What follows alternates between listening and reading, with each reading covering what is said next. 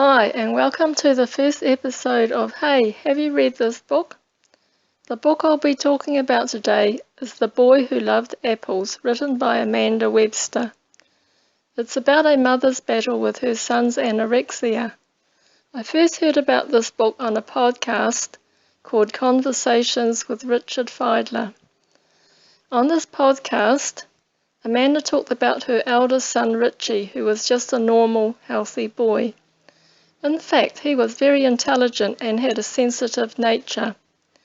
At 9 years of age, he was concerned about issues such as the war in Iraq and world hunger, so he decided to become a vegetarian.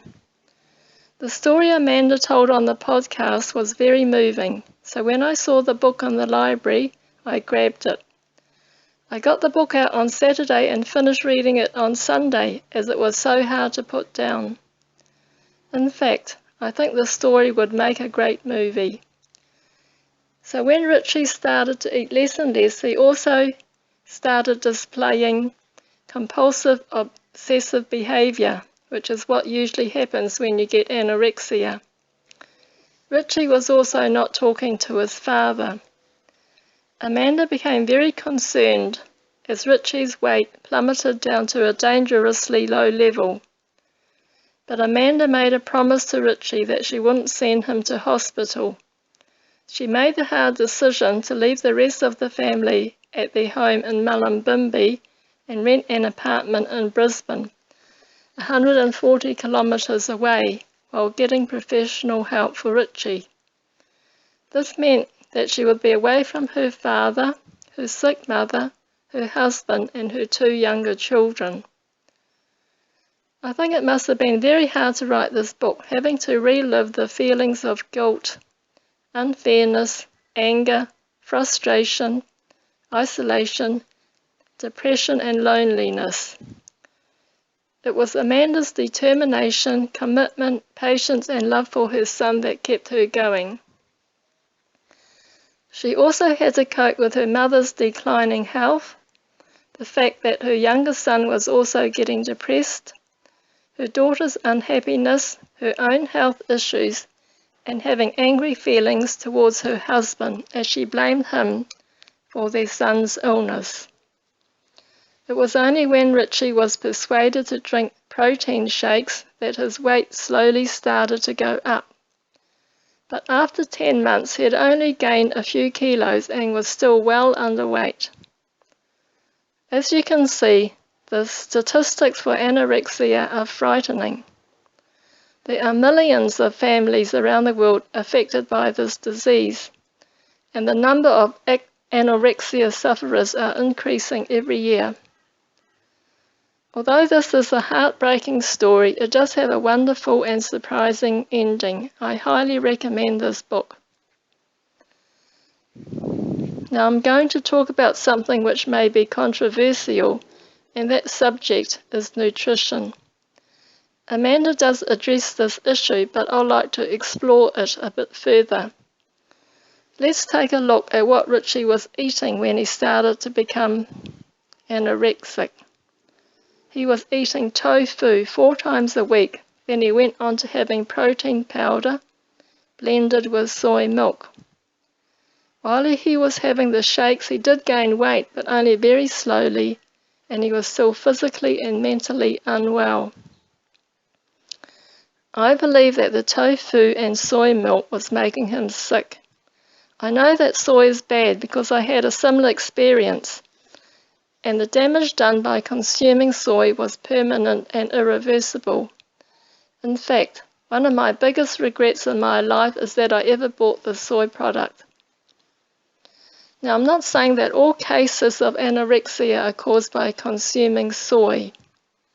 I had a friend who became anorexic after going on a diet of just brown rice. What I'm saying is that soy is not meant to be consumed by humans or even animals, because it has such a damaging effect on our health. Search on YouTube or Google dangers of soy, and you will find that soy is a health-destroying food. Children are especially vulnerable. We have all been brainwashed into believing that soy is good for you because we believe the marketing. If we are told something enough times, we begin to believe it. A big problem with soy is that it can be hard to avoid, as it is in nearly all takeaway food and also most processed food. The turning point in Richie's recovery was when Amanda started giving him a fatty acid solution. This shows to me that his brain was starved of these essential omega-3 and omega-6 fatty acids, which cannot be made in the body, so we need to get them from our food. We need to eat healthy fats for normal brain function. I suggest you avoid vegetable oils and margarine, as these are highly processed and the essential fatty acids are destroyed during the manufacturing process.